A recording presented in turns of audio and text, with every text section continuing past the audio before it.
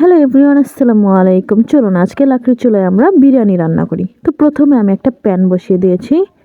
প্যানের মাথা ভেঙে গেছে গাইস, নাই। তো চলুন এখানে একটু তেল দিয়ে দিছি।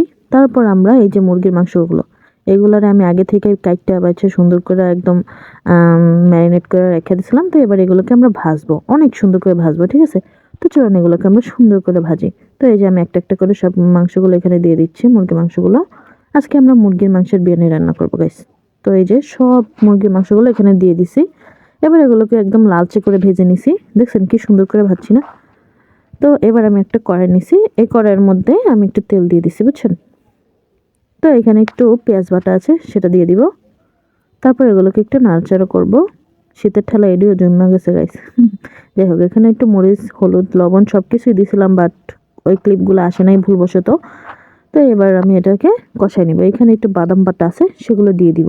সেগুলো দিয়ে তারপর আবার কষাবো। তো এরকম নাড়াচাড়া নাড়াচাড়া দিতে দিতে যখন একটু কষে যাবে সুন্দর মতো, তারপর এখানে আমি একটু দুধ দিয়ে দেবো, ঠিক আছে? এই যে গাইস, আমি একটু দুধ দিয়ে দিচ্ছি এখানে।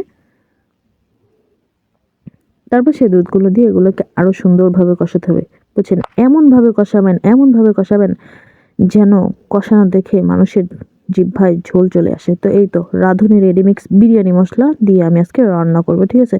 তো চলুন মশলাটাও ঢেলে দিতে হবে এই কষানোর মধ্যেই, বুঝছেন?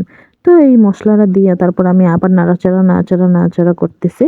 তো এবার যখন এটা সুন্দরভাবে কষে গেছে, তো তখন আমি সেই ভাজা মুরগির মাংসগুলো এখানে ঢেলে দিচ্ছি। এবার এটা দিয়ে দেখছেন কি সুন্দর করে কষাইছি গাইস, জিহ্বায় ঝোল আসতেছে না? দেখেন এত সুন্দর করে কষাইছি। ঘ্রাণ নেন সুন্দর। তো এবার এখানে হচ্ছে একটা পাতিল বসাই দিচ্ছি গাইস। এবার আমি তেজপাতা, জীবনটাই তেজপাতা, যাই হোক, এবার হচ্ছে এই যে দারচিনি, এগুলো সব দিয়ে দিচ্ছি। দিয়ে তারপর নাড়াচাড়া নাড়াচাড়া নাড়াচাড়া করবো। দেন এই যে পেঁয়াজ কুচি, মানে পেঁয়াজ কেটে রাখছিলাম, ওগুলো দিয়ে সুন্দরভাবে লালচে করে ভেজে নিব। তো এই তো আমার ভাজা শেষ। দেখছেন কি সুন্দর করে আমি একদম এক ঝটকায় কাজ করে ফেলি। তো এবার হচ্ছে এখানে আমি পোলার চাল দিয়ে দিব। পোলার চালগুলোকে একটু ভেজে নিতে হবে ভালো মতো।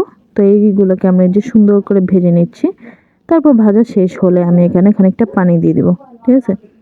এটাকে একটু ভালো মতো ভাজার চেষ্টা করবেন, যাতে সুন্দর মতো ভাজা হয়।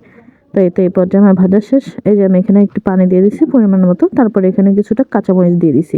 এবার এই কষা মাংসগুলা এখানে ঢেলে দিতে হবে। ঢেলে তারপর এই যে নাড়াচাড়া করতে হবে। গাইস, আমি এখানে একটা ভুল করছি, আপনারা বলেন তো কি ভুল করছি?